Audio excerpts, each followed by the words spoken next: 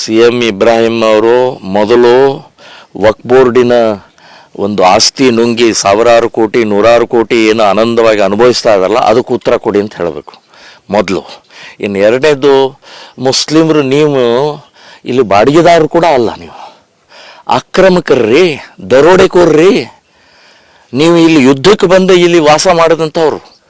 ಬಾಡಿಗೆದಾರ ಆದರೆ ಅಟ್ಲೀಸ್ಟ್ ಒಂದು ಸ್ವಲ್ಪ ಗೌರವ ಆದರೂ ಇರುತ್ತೆ. ಬಾಡಿಗೆದಾರಪ್ಪ ನಾವು ಬಾಡಿಗೆ ಕೊಟ್ಟಿದ್ದೀವಿ ಅಂತ. ಬಾಡಿಗೆದಾರರೂ ಅಲ್ಲ, ನೀವು ಆಕ್ರಮಕ್ಕಿದ್ದಾರೆ, ನೀವು ಲೂಟಿಕೋರಿದ್ದಾರೆ.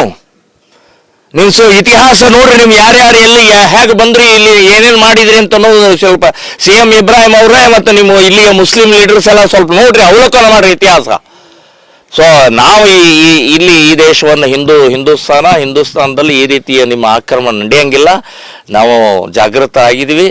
ಪ್ರತಿಯೊಂದಕ್ಕೂ ಉತ್ತರ ಕೊಡುವಷ್ಟು ಶಕ್ತಿ ಸಾಮರ್ಥ್ಯ ಹಿಂದೂ ಸಮಾಜಕ್ಕೆ ಇದೆ ಅಂತನ್ನುವಂಥದ್ದು ಹೇಳ್ತೀನಿ. ಇನ್ನು ಯತ್ನಾಳ್ ಮತ್ತು ವಿಜಯೇಂದ್ರ ಅವ್ರದ್ದು ಏನು ನಡೀತಾ ಇದ್ದೋ ಅವ್ರದ್ದು ಪಾರ್ಟಿ ಇದ್ದದ್ದು, ನಾನೇನು ಅವ್ರ ಪಾರ್ಟಿಯವನಲ್ಲ, BJPಯವನಲ್ಲ. ಅವರು ಉತ್ತರ ಕೊಡಬೇಕು. ಆದರೆ ಒಂದು ಎಚ್ಚರಿಕೆ ಹೇಳ್ತಾ ಇದ್ದೀನಿ, ನಿಮ್ಮಿಬ್ಬರ ಜಗಳದಲ್ಲಿ ಹಿಂದುತ್ವಕ್ಕೆ, ಹಿಂದೂ ಸಮಾಜಕ್ಕೆ ಏಟಾಗ್ತಾ ಇದೆ ಅಂತನ್ನುವಂಥದ್ದು ಇಬ್ಬರೂ ಯೋಚನೆ ಮಾಡಬೇಕು. ನಿಮ್ಮ ಅಧಿಕಾರದ ದಾಹಗೋಸ್ಕರ, ನಿಮ್ಮ ಭ್ರಷ್ಟ ವ್ಯವಸ್ಥೆಗೋಸ್ಕರ, ನಿಮ್ಮ ವಂಶದ ಈ ಆಡಳಿತದ ಹಿನ್ನೆಲೆಯಲ್ಲಿ ಕಾರ್ಯಕರ್ತರು, ಸಿದ್ಧಾಂತ, ಇವತ್ತು ಸಂಘಟನೆ ಬೆಳೆಸಿದಂಥ ವಿಚಾರ ಎಲ್ಲವನ್ನೂ ಹಾಳು ಮಾಡ್ತಾ ಇದ್ದಾರೆ.